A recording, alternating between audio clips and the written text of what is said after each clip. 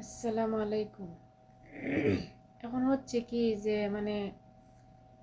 কি বলবো, ছোটোর থেকে দূরে উচ্চ লেভেলের মানুষ পর্যন্ত এখন কেউ আর কেউরে নিয়ে সহ্য করে থাকতে পারতেছে না।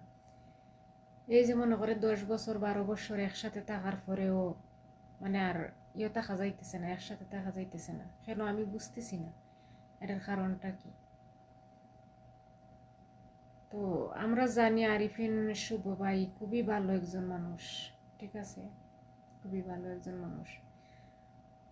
আর উনি ভালোবেসে বিয়ে করেছিলেন, কিন্তু দেখা যাই গেল যে উনি এই কোটা আন্দোলনের মাঝে উনি উনার ফেসবুকে পোস্ট করলেন যে উনি উনার ওয়াইফের সাথে আর করতে থাকছেন না। উনি বললেন যে আমি আর অর্পিতা বন্ধুই ভালো আছি। কি বুঝতে পারতেছি না। আমি তো দেখতেছি যে এখন ডিভোর্সটা এত পরিমাণে বেড়ে গেছে, কেন বুঝতেছি না। তো যাই হোক, আমাদের আরিফিন শুভ ভাই আর অর্পিতার ডিভোর্স হয়ে গেছে। উনিও ভালোবেসে বিয়ে করেছিলেন, কিন্তু আমরা জানি উনি খুবই ভালো মানুষ, কেন ওনার এই দীর্ঘ